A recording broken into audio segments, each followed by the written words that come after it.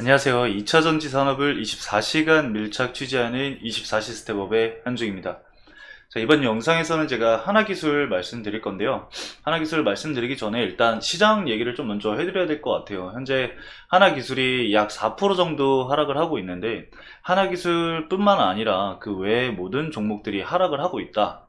근데 왜 하락을 하는지 여러분들한테 말씀을 드리고, 그 다음에 하나기술 차트와 함께 그리고 앞으로 전망에 대해서 말씀을 드려보도록 할게요. 우선 제가 아침 시황에도 말씀을 드렸던 내용이라서 만약에 아침 시황을 보신 분들은 빠르게 넘기셔서 뒤에 내용을 살펴보시면 될 것 같고요. 그게 아니신 분들은 꼭 앞부분 내용을 들으신 다음에 뒤에 내용을 들으시는 것을 권장드리겠습니다.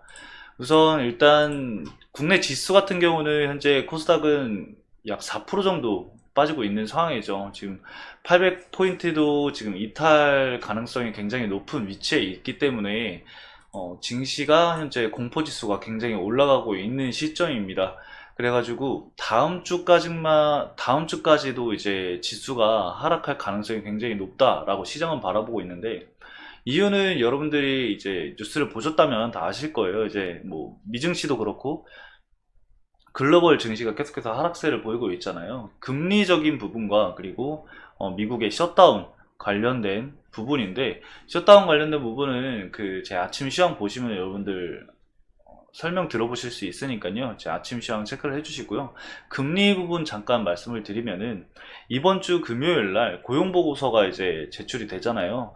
근데 이제 고용보고서가 나오기 전에 이거를 좀 미리 예상을 좀 할 수 있는 지표가 이제 고용 지표들 중에서 이직 지표라는 게 있어요. 이직 보고서라는 게 있는데, 이 이직 보고서인 JOLTS가 생각보다 좋게 나오면서, 높게 나오면서 미증시에 이제 하방 압력을 가했고, 미국 국채 금리가 상승함에 따라서 미국 지수도 이렇게 폭락을 보였잖아요. 국내 증시도 그 영향을 보였다라고 할 수 있는데, 이게 왜 중요하냐면은 이 이직 보고서가 이제 좋게 나왔다라는 것은 이번 주에 나올 고용 지표 또한 좋게 나올 것이라고 판단을 할 수가 있거든요. 그렇게 되면은 이 다음 FOMC에서 금리 인상을 할 가능성이 굉장히 높아지기 때문에, 그렇게 되면은 시장도 이제 다음 금리 인상을 할 것으로 예상을 하고, 그거에 따른 이제 조정을 선반영을 하겠죠. 악재를 선반영을 하면은 다시 한번 또 지수가 조정을 받을 수 있기 때문에, 우리가 이런 부분은 머릿속 한켠에 인지를 해 두고 종목을 바라보시는 게 좋습니다. 그렇기 때문에 제가 이렇게 지수를 먼저 좀 말씀을 드린 거고요. 자, 이제 종목을 한번 보도록 할게요. 하나기술 볼 건데, 오늘 대부분 2차전지 종목을 살펴보면은 엄청난 하락세를 보이고 있어요. 일단 에코프로 같은 경우는 이제 약 7% 정도 하락세를 보이고 있고, 에코프로 BM도 6% 떨어지고, LNF는 현재 7% 하락세를 보이고 있습니다. 그리고 포스코 퓨처엠도 대략 6% 정도 하락세를 보이고 있는 만큼, 상대적으로 이제 하나기술은 좀 선방을 하고 있다라고 사실 볼 수가 있거든요. 뭐 주가가 떨어지는데 무슨 선방이냐라고 할 수는 있겠지만, 현재 양극재 관련주들은 정말 큰 타격을 입고, 실적 또한 이제 3분기 부진 이슈가 계속해서 나오고 있고, 이 증권사에서 부정 리포터를 계속해서 내고 있기 때문에 주가가 계속해서 빠질 수밖에 없어요. 하지만 이 하나기술 같은 경우는 장비주잖아요. 장비주는 저는 좀 다르다고 생각을 하거든요. 이 양극재나 이 2차전지 관련주들이 대부분 상승을 할때 고평가다, 고밸류다 라고 평가를 들을 때, 장비주는 그렇게까지 주가 상승이 나오지는 않았거든요. 아직까지도 이제 저는 더 성장성이 크다고 보고 있는 게 이 2차전지 장비주이기 때문에, 이렇게 주가를 버티고 있는 것은 나름 선방한 거다라고 볼 수가 있습니다. 그리고 지금 2차전지 관련주들이 주가가 엄청나게 하락한 이유가 증시 이유도 있지만, 10월달에 이제 3분기 실적 발표가 진행이 되잖아요. 근데 2차전지 관련주들은 대부분 작년부터 고성장, 즉 실적이 반영이 되면서 앞으로의 이제 실적도 기대가 되고, 앞으로의 시장 전망치를 이제 반영을 하면서 주가 상승이 강하게 이루어졌단 말이에요. 이 에코프로 같은 경우는 실적 또한 이제 반영이 되면서 주가 상승이 엄청나게 나왔죠. 이렇게 실적으로 상승했던 종목들은 실적으로 인해서 이 역성장이라는 얘기가 나오게 된다면은 주가가 하락을 할 수밖에 없습니다. 왜냐면은 실적으로 인해서 상승을 했기 때문에 실적 부진이라는 이슈가 나오면은 주가가 빠질 수밖에 없는 상황이에요. 그리고 이전부터 이미 뭐 주가가 고평가다 이런 얘기가 계속해서 있었기 때문에 주가 조정은 나올 수 있는 시점이거든요. 뭐 그렇다고 해서 2차전지 산업이 이제 조정을 계속 받느냐, 이제 상승이 끝난 거냐, 뭐 이런 건 아닙니다. 잠시 모멘텀의 공백이 생겼다라고 저는 생각을 하고 있습니다.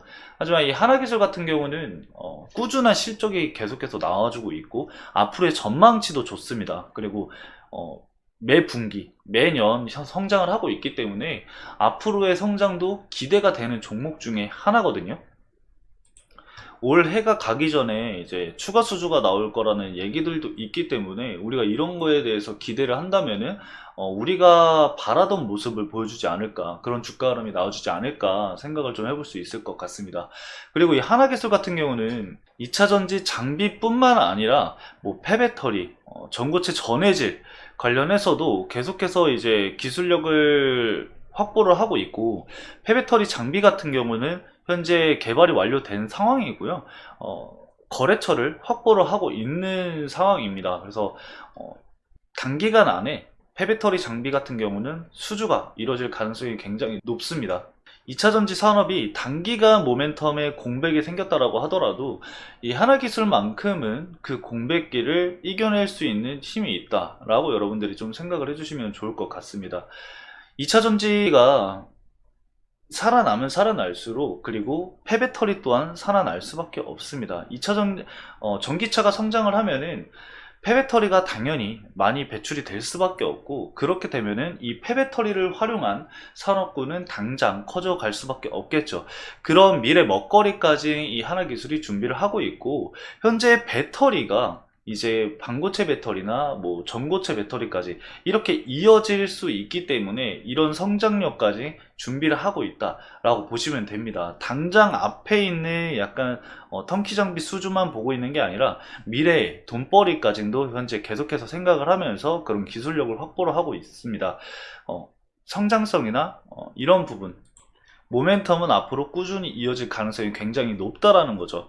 장비 수주만 하더라도 2024년도까지는 꾸준한 성장을 보인다는 그런 컨센서스가 나오고 있기 때문에 2024년도 이후부터는 폐배터리 장비 또한 이제 납품을 진행을 하면서 추가적인 영업이 확보를 하고, 그렇게 된다면은 2차전기 장비로 이제 치우쳐져 있던 매출이 이제 폐배터리와 그리고 추후에 이제 전고체 전해질 관련한 사업까지 이제 확대가 되면서 매출 다변화에 따른 안정적인 성장세를 기록을 하지 않을까 지금은 이렇게 생각을 하고 있습니다. 그래서 단기적인 조정이 나온다라고 한다면은 오히려 우리에게 좋은 상황이다라고 저는 생각을 하고 있어요. 물론 고점에서 매수를 해서 보유를 하고 계신 분들은 너무나도 고통스러운 시간이 될 수 있겠지만 당장 추가 매수를 진행을 하기보다는 이 2차전지 산업군과 그리고 전기차 쪽이 고밸류라는 얘기들이 굉장히 많이 나오고 있잖아요. 그 고밸류라는 얘기 자체가 조정이 나온다면은 투자 매력도가 커져간다는 의미가 될 수 있거든요. 그렇기 때문에 이렇게 나오는 조정들도 우리가 유리한 위치에서의 가격을 선점할 수 있는 그런 시기를 만들어주는 구간이다 라고 여러분들이 판단을 하는 게 좀 더 좋을 것 같습니다. 오늘 2차전지 관련주들이 굉장히 큰 폭으로 이제 하락을 해서 제가 여러분들한테 하나기술만큼은 그리고 뭐 장비주가 뭐 하나기술만 있는 게 아니겠지만 하나기술만큼은 앞으로의 성장성을 더 기대할 수 있는 부분도 있고 추가적인 수주가 계속해서 나올 수 있기 때문에 우리가 그런 거를 걱정을 하기보다는 이 밸류에이션 매력이 높아지면 높아질수록 우리가 유리한 가격에서, 우리가 조금 더 저렴한 가격에서 매수할 수 있는 기회가 주어진다 라고 여러분들한테 좀 말씀을 드리고 싶고요. 그 부분을 여러분들이 좀 기억을 해 두셨다가 추후에 이제 뭐 추가 매수를 하신다던가 아니면 신규 진입을 하신다던가 하실 때 제 얘기들을 좀 참고를 하셔서 대응을 하시는 전략들을 좀 짜가시는 게 좋을 것 같습니다. 오늘 수급은 크게 의미는 없겠지만 좀 말씀을 그래도 드리도록 할게요. 일단 매수 비율이 31%밖에 안 되죠.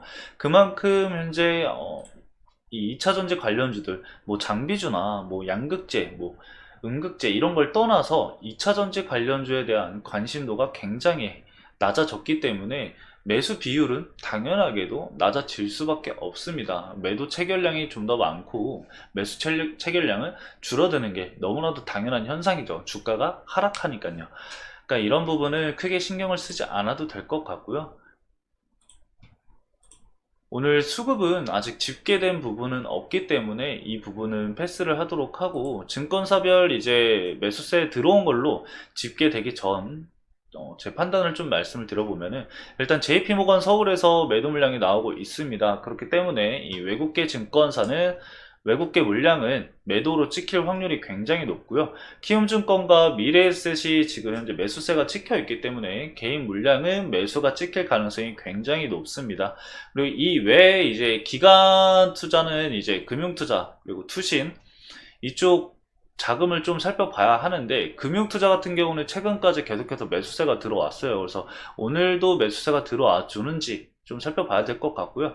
투신 같은 경우는 이전부터 계속해서 매도가 나왔기 때문에 오늘은 어떤 스탠스를 좀 취하는지 살펴봐야 될 것 같습니다. 그래서 일단 기간은 좀 제외를 해두고, 외국인은 매도세 그리고 개인은 매수세로 아마 집계될 가능성이 굉장히 높다라고 여러분들이 좀 알아두시면 좋을 것 같습니다.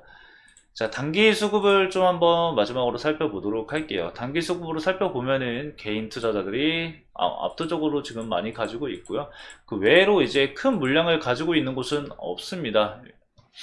일단 모건 스탠리 쪽에서 지금 2,000주 이상 보유를 하고 있는데, JP모건 서울에서 오늘 매도세가 나왔잖아요. 과연 이 모건 스탠리도 매도가 같이 나왔는지 그거는 집계가 완료된 후에 확인을 할 수가 있겠습니다. 그래서 이런 부분만 좀 참고를 하면 될 것 같고요.